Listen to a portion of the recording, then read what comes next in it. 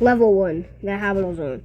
Safe, stable, minimal entity counts. Level class is Class 1. Level 1 resembles a typical warehouse with fluorescent lights hanging from the ceiling. Occasional machinery such as forklifts in the hallways and stairwells, which peel off to lead as separate areas of the level. Oftentimes puddles on the floor compromised of almond water will evaporate and condense into a thick fog, reducing visibility for wanderers who traverse through these parts. Curiously, these puddles never seem to fully evaporate and remain permanently. Level 1 has a consistent and reliable source of electricity, both to the lights and to the various outlets on the walls, which helps many groups to survive. Due to the ease of reaching this level, many wanderers opt to either join or form a group to ensure their survival.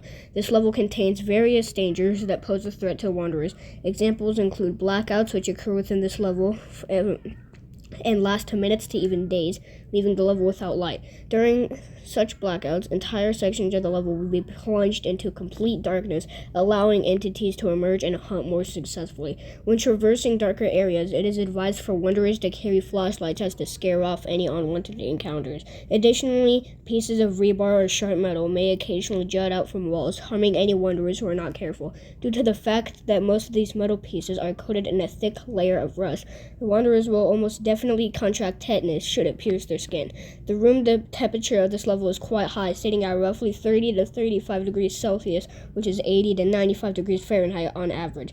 However, it has been noted to drop down significantly within the foggy areas. This level is roughly the same size as level 0 and possesses non-includine properties, which make traversing difficult at times.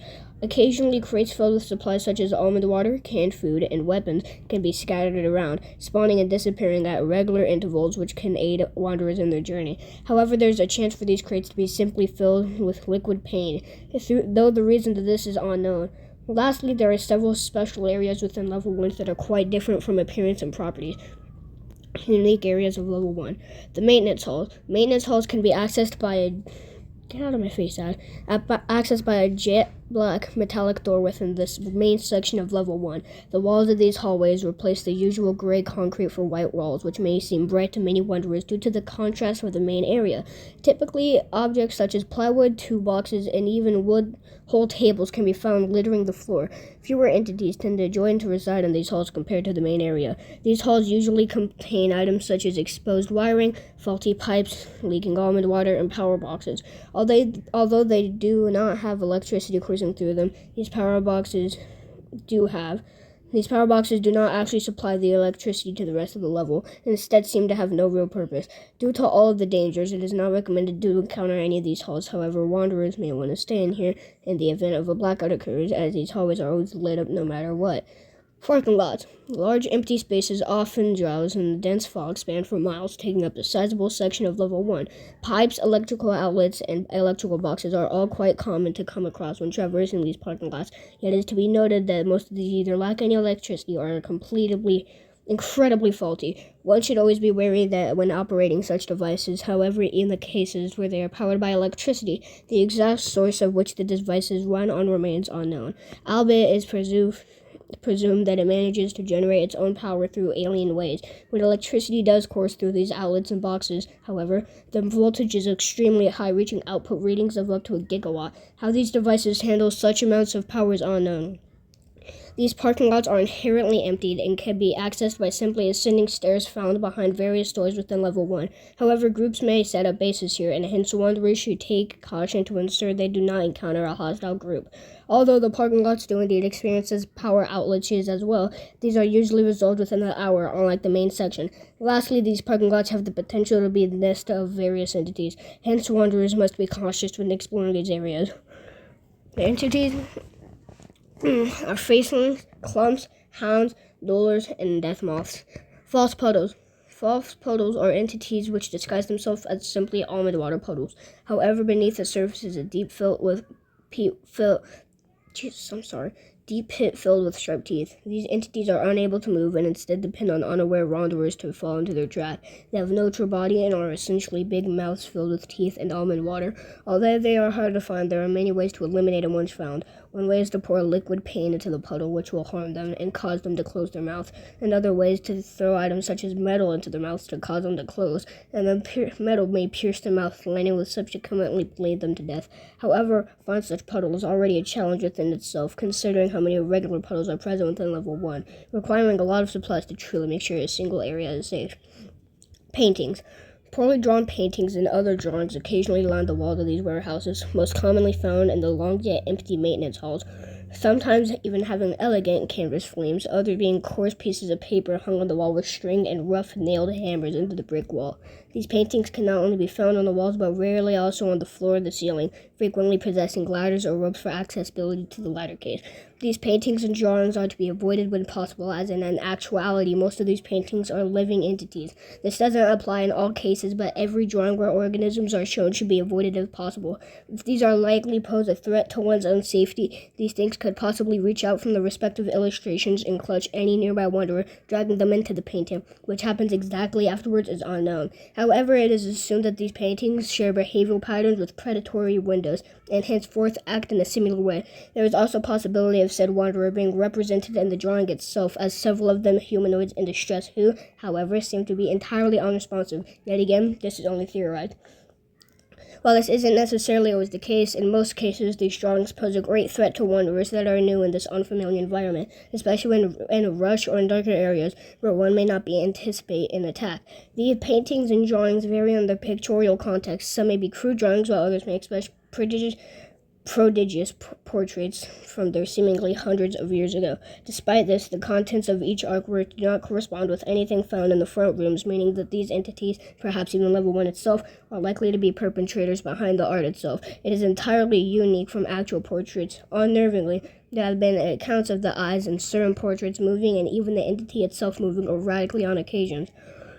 Additional information. A seemingly nonsensical string of letters was recently found written on the wall with unknown substance. The letters will be provided below, and the Meg urge any wanderers who can decipher this code. I'm not going to read that whole thing. Additionally, a note was found on the floor within a maintenance hall, with the words being faded black matter. Day 5, still stuck in this hellhole. I've gotten out of those yellow rooms, but now I'm in a warehouse. It seems strange to say the least. No one is here. It's so empty. Night walk around, explore my marker's fading, so I'll be lesser from now on. Update, I found a crate, but it was full of this black, foul-smelling liquid. Yeah, I'm not touching this. The lights just went out. I hear something in the dark. Gonna try to take shelter in the hallway. This place is crazy. I just saw some paintings, but their eyes were tracking my movements. Oh, fuck. Fudge. I saw something with glowing eyes in the dark, and it had 5 eyes. What? Whatever. This isn't a place that makes sense anyways. Day 9. The thing with 5 eyes saved me. Killed a dog-looking creature, which is probably a hound, while it was sneaking up behind me in the dark. It looked at me and just left. I have no idea what that thing is, but I'm honestly grateful. I think I found an exit, so I'll leave. Outposts, bases, and colonies. There are many groups and bases due to the safety of level 1 compared to most other levels. However, only the major ones shall be listed below. Backrooms, colonist, base blink, population ranging from 30 to 60, depending on the numbers of people stationed there at any given moment. Honor often interacts with other friendly groups. There are the raiders. Base has fallen. There's no survivors. Cultist secti compromises of roughly 50 members, and limited to the raiders to appease the Holy One. Sacrificial, hostile to all ones who are not in their cult. Meg, which is the base first light, has a member count of 60. Guides to lost wanderers to safer areas. Open to trade. Entrances and exits. Entrances, opening doors at many levels, has a small chance of leading to the next level. Wanderers are able to enter this level from level 0 by walking up a flight of stairs. Unstable flooring level 13, indicated by visible odd textures in the floor possesses, may lead to wanderers if they can no-clip through it. People may occasionally no-clip to this level from the front rooms instead of level 0. Exits. Wanderers can exit level 1 by simply continuing to explore, as it usually leads to level 2 or back to level 0 via staircases, or hallways. An unlocked door may lead to level 2. The hub can be accessed through this level by walking up 2 flights of stairs and then immediately walking back down. Due to the non-inclined properties, wanderers will then be met with a split passage. Wanderers must take the left hallway, then proceed with the right one. After doing so, they will come across a door labeled A and one labeled B. Enter the B door, then the A door on the other side. No clipping through walls that have outlets may lead to level 188. Now I'm going to read a little bit more about the entities. Entity 9, Facelings.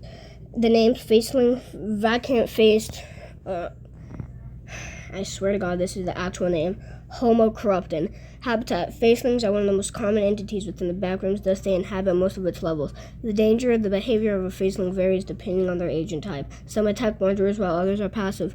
Volatility. Facelings have an unpredictable behavior and are able to change at any time. The frequently transferred as the facelings, the vacant-faced, or scientifically Homo corruptum, are a species of humanoid beings that inhabit a vast majority of the backrooms levels. As aforementioned, their appearance mimics those of humanoids. However, they feature several unsettling and unorthodox abnormalities on their bodies, which makes them different from normal humans. Most wanderers insist that they resemble normal humans and know from afar if certain body parts of their body are concealed or they are oriented in a certain way. Closing the distance will reveal an uncanny and sometimes horrifying presentation of the facelings, with their most notable features being the complete lack of any facial features. Wanderers note that most facelings have a mannequin and artificial intelligence-like appearance, or that they look like computer-generated, giving them an eerie and unrealistic appearance. Roughly 40% of facelings feature this fake-like appearance. This strange appearance is not noticeable until one is around 12 feet tall, which is 3.7 meters away from the faceling in question. Explorers have described the absence of some or all as a faceling's facial features as a decent to downright terrible Photoshop job using the delete, smear, and or blur tool. The resulting look favors the piece of flesh stretched over the skull and gives a bubble head appearance, while facelings lack some facial features that are said to be able to see as human. Some theorize that facelings have invisible facial features, or they are located somewhere within the body as opposed to in the face, though there is no proof that validate these claims. Instead of lacking facial features, many facelings have one or two facial features and lack the rest. Additionally, some facelings are able to blink their face at will. These types of facelings have been named false facelings, as they can choose whether to appear as a faceling or a human being. Facelings are widely regarded to as the entities which feature the most behavioral and biological similarities to human beings. They can be frequently observed using typical human activities such as jogging, doing yoga, driving automobiles, cleaning, etc. Some small quality, less than 4% of facelings look to have jobs and roles which include are not limited to officers, pilots, firefighters, cashiers, etc. The job a faceling has can also change their behavior. There is a less than 1% chance of it happening. Officers may attempt to stop crime, pilots may transport wanderers to safe places, cashiers may supply wanderers with resources, and so forth. As they are aforementioned inhabit a large amount of the backrooms levels, and though they prefer to live the ones with low amount of entities are those that are cities, towns, and villages. Additionally, their relations with other entities are undetermined, as they can sometimes be observed attacking others and other times being passive. It is theorized that their behavior can also change depending on the level that they are located in. While researchers have not devoted resources towards investigating faceling social bonding behaviors, most researchers are confident that these beings courtship oh my God, my hands. No! I'm going to start from here because I lost my part. Background levels, though they prefer to live in ones, blah, blah, blah. The behavior can also change depending on the level they are located in. While researchers have not devoted resources towards investigating faceling and social bonding behaviors, most researchers are confident that those beings courtship, marital, and childbearing behaviors that are no different than the behavior seen in human beings. Officer Odysseus and Wolf revealed that he is married to a faceling named Shioma B. Tumbury Wolf and is a proud father of 2 twin girls, Chasuka and Chimdueto. However, he cannot recall when the birth of his children happened nor when he met his wife. Wife.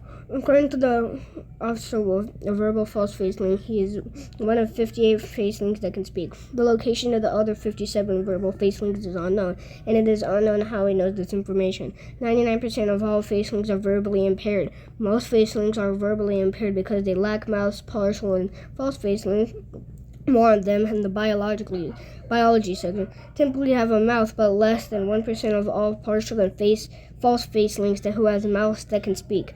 Meg speech pathologists determined that most partial and false facelings either have ineffective vocal cords or lack of vocal cords completely. The facelings that have vocal cords can mostly produce sound but not speech. The sounds are produced as described as wheezing death rattles. Another is to consider that many facelings do not have eyes or ears. However, Officer Wolf has confirmed that facelings are able to communicate with each other, though he refuses to elaborate further and explain how their communication functions. God, this picture is disturbing to look at. Okay. And then it says how they act, but that takes so damn long. Alright, next entity, which is in level 1, is a clump. And come over here, scroll down. Alright, clumps. This one looks pretty damn weird. Right, if you don't like spiders, I'm gonna say no, don't like spiders looking things, then don't look at this damn part of the video. Clumps are hostile entities that resemble massive clumps of human limbs that flail around and extend in every direction. They are known... Get off my tablet, dumbass. They are known to inhabit vents, cabinets, and other tight spaces. These entities are famous for the uncanny level of intelligence when it comes to ambushing and preying on wanderers. These species spend most of their time tucked away in tight spaces like closets, drains, pipes, chimneys, and most commonly vents. Generally, the only part of a clump that is seen by a wanderer consists of its frontal arms, which they allow to hang freely and dangle from their haunting space. A behavior theory to serve as a form of bait to get wanderers to approach them, while occasionally an arm will flex or a hand will clench. These arms are generally immobile when no wanderers are present. Without hiding, clumps will take great care to avoid all contact with other entities or humans, who remain mostly sedentary while they wait for prey to approach them. However, extended without food, these clumps have been known to migrate for other levels of the backrooms, moving forward by propelling themselves with their arms at a speed of up to 20 miles per hour, making them relatively fast in comparison to other entities. Clumps measure on average 6 feet in diameter, can fit in small spaces such as 2 feet by contorting their limbs to fit within these tight spaces. The arms of a clump vary in skin color, by even some bearing injuries or blemishes on their skin. Clumps are also known to possess a single arm which can extend over 20 feet in length and is surprisingly strong despite its slenderness. It has been recorded to lift objects weighing up to 800 pounds. This arm is used to play catch and grip. Play catch, bro? No, it does not say that. This arm is used to catch prey and grip them tightly before pulling them next to many arms and absorbing them into its body. How this is accomplished remains unknown, but due to the blood-curdling sounds of your bones being crushed, it is believed this process is extremely painful. A sighting of a clump was first reported anonymously by the Mega database on March 2, 2008, though at the time this entity had been well known across several other groups due to their secretive nature. They also existed in the backrooms for a long time. Wow, that's it. That was a rather short one. Next one, I believe, is hounds. Oh my god. Damn, it's windy outside. Yeah, hounds. Hounds is definitely the most well-known. Looks weird as hell, bro. Looks like that one SCP. People draw this weird-ass fan art now. Alright. NCAA hounds. Hounds are humanoid entities with canine attributes. Get off my fucking screen. No. I accidentally clicked on the link. Oh, no. Oh. Okay, I'm off of it. Entities. Hounds. It is extremely windy out. Hounds are humanoid entities with canine attributes. They have unkempt black hair on their heads. Get off my screen. And large mouths filled with sharp teeth. They have long bony limbs, sharp claws, and eyes that are fully white, lacking irises or pupils, and walk off on all fours like a dog, hence their name. There are some of the more common and hostile entities found in many levels of the backrooms. Hostile entities found below many levels of the backrooms, but are less common in the deeper levels. They are extremely dangerous and become agitated when they see someone in a hostile state, but can be imitated. Avoid hounds at all costs, even if one is in neutral state. Hounds become hostile the moment they see a human. However, they will be imitated and momentarily stalled when you stare them down. If you hear a hound growling, it is best to stay out of sight and get out of the way for a while. Throwing things have a chance of scaring it away. Hounds Biology. Hounds are quadruped humanoid creatures with long black hair growing on their heads. They have razor-sharp claws and extremely large mouths lined with knife-like teeth. These pearly whites often go unseen. It is too late for you, though, as their lengthy dark hair usually hides this feature. As mentioned above, they walk on all fours and have a surprising amount of power when they attack a target, despite appearing sickly skinny. They appear to have a skin condition that resembles mange and are observed scratching and gnawing on their skin to get rid of themselves from itching. The skull protrudes their heads, often deformed into a shape similar to that of a dog's skull. The eyes are also fully white, giving off the impression of blindness, but don't be fooled. Hounds can normally see normally and capable of seeing in the dark. These entities hatch from eggs that originate in the hive. It's imperative to a wanderer's survival that avoid getting bitten at all costs, as their saliva contains a disease, the hound virus, that will infect and turn the bitten into a hound as well. Incubation periods can last from 5 to 7 minutes. Symptoms are as follows: discoloration and burning rash around the bite wound, migraine, rabies-like symptoms, difficulty swallowing, foam at the mouth, etc., lightheadedness, mild to intense muscle spasms, which can also lead to cramps, increased aggression, stomach cramps, vomiting, mange-like skin disease that covers the body. Approximately 20 to 30 minutes after symptoms appear, the infected body will reconstruct to match that of a hound. This process is visibly and adorably excruciating, as normal human teeth and nails are painfully pushed out and replaced by fangs and claws, whereas hands and feet are reconstructed to move exclusively on all fours. Amidst the transformation, rapid hair growth will occur on the body and lose pigmentation. Afterwards, they will enter a feral and hostile state, completing the transformation. If one is bitten, it is best to either isolate as far away from or outright kill the afflicted. There is no known cure at this time, though efforts are being made. Discussions at the Med lead to an idea of the reverse: engineering the rabies vaccine means of accommodating the virus, though lacking a confirmed cure. Discovery. One of the earliest known video recordings of the backrooms depicted a wanderer running away from the hound in the area that resembled level 0. However, since we don't know where the hive was spawned, even if it had a beginning, we can't determine the exact origins of the hound at this time. There has been a few instances of hounds being tamed by facelings in level 92. Currently, humans have not achieved this. Alright. That one wasn't that bad. Nowhere near as bad as the facelings. I freaking hated reading that one. Alright, next one.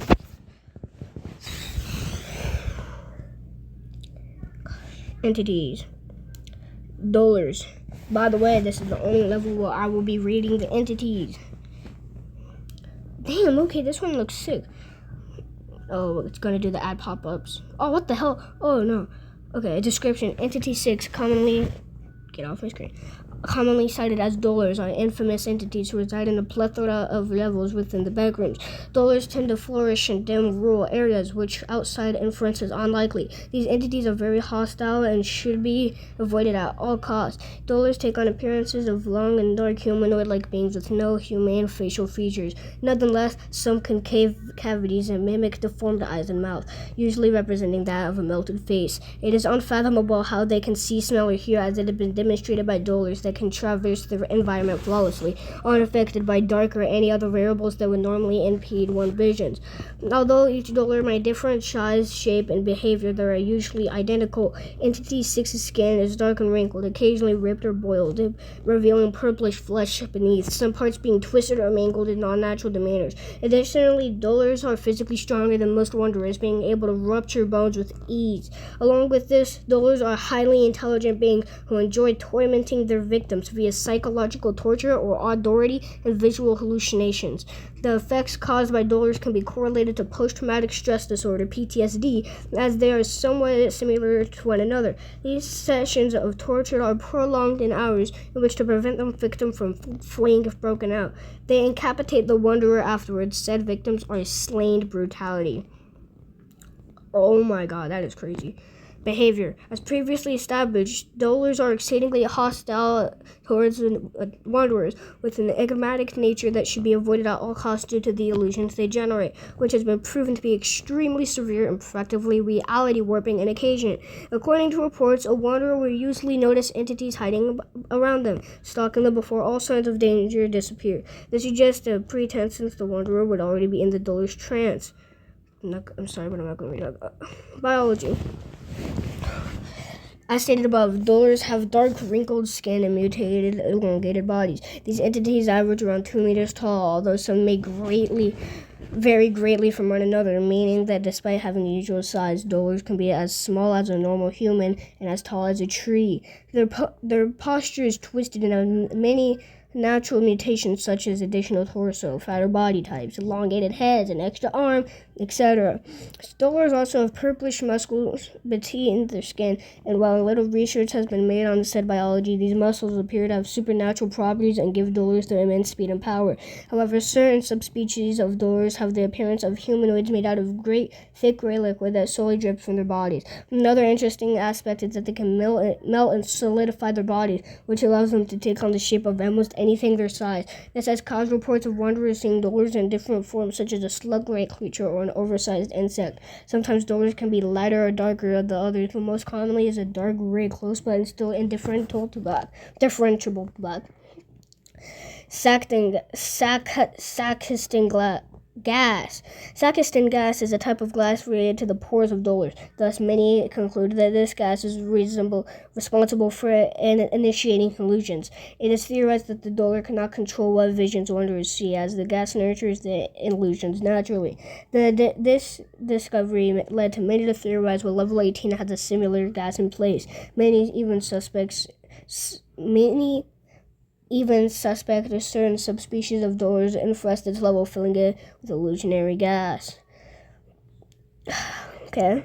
The first report of a doler was when a group of 2 wanderers were exploring an unknown level when they found a dark puddle. One of the explorers stepped on the puddle and got sucked into it. When the other wanderer ran away from a doler, its humanoid form started arising from the puddle. Okay, and the final one. Actually, now that I think about it, I'm going to put these in separate videos, okay? Because it'd just be literally 10 hours long. And you think I'm joking. I'm not. Alright. Let me just get the ads out of my face. I'll cut this part off. Okay, the ads are gone. Alright, it doesn't say how dangerous they are, but it does give a massive description. While descriptions of a death moth's appearance can vary from instance to instance, 2 main details remain consistent. The first detail being a death moth's appearance. They seem to bear a striking resemblance to moths belonging in the genus Archinrontia. I tried my best, I'm sorry. The second detail regarding death moths is their abnormally large size, being much greater in size when compared to moths found in the front rooms. Though instances of smaller death moths have been documented, research confirms death moths reside at a large majority of levels throughout the backrooms. Death moths seems to originate from the hive, that they primarily inhabit the level 5 for reasons currently unknown. However, there are frequent reports of smaller specimens being spotted in levels where death moths are currently documented to not inhabit. The following levels have been speculated to contain this entity. Level 5, it just says right there. Behavior. The information section above lacked clarification concerning the fact that the recorded specimens were all males. Male death moths are much smaller when comparing their female counterpart. Death moths have also been observed to possess different behaviors depending their specimen's gender. These behavioral... But my Wi-Fi disconnected? Please don't get rid of all my progress I have. Okay. Male death moths have also been observed to possess different behaviors depending on the specimen's gender. These behavioral differences go as followed. Male, unlike females, can be tamed via almond water. Not recommended. Upon being tamed, they can be used as means of defense. When tamed, can be utilized to scout out and potentially find other wanderers. Not recommended. Skittish. When orders to search for different wanderers, they may lead you to a doler, faceling, or skin stealer. When in groups, male death moths tend to have much more mischievous nature. Taming a wild specimen has a limited span of obedience. Male death moths have strong instincts when coming across a female specimen, trying to intrigue and entice the female into being a mate. Female produce moth jelly, which can be consumed for its nutritional benefits and healing properties. The aroma of moth jelly can trick female death moths into thinking you're a death moth as well. Female specimens are highly unpredictable. It is highly recommended for you to stay near any death moth. Female specimens produce larvae after consuming moth jelly. Larvae are extremely dangerous. Can form groups to ambush wanderers. Death moths vary in hostility and biology depending on the level that they are found in. The hive, considered as a source of the death moths, is where it is the deadliest and most aggressive. However, individual death moths, regardless of whether or not they reside on the same level, can and will have varying levels of danger hostility. Appearance. Information regarding death moths is relatively lackluster due to the species' unpredictable nature. Commonly, death moths share similar appearance as to the Atrotia genus, which is a species native to the front rooms, more specifically in southern Europe and a vast majority of Africa, though they have occasionally migrate to the British Isles. Female biology. Okay, I'm not reading all that. The discovery of this entity is yet to be determined, but it seems the group is known at the lost, called these entities the flies of terror. Many references have been posed, but none of them are recognized at the current moment. Wow. Okay. Level 3, which is, I think, is level 2. Alright, level 2 is coming tomorrow. Peace.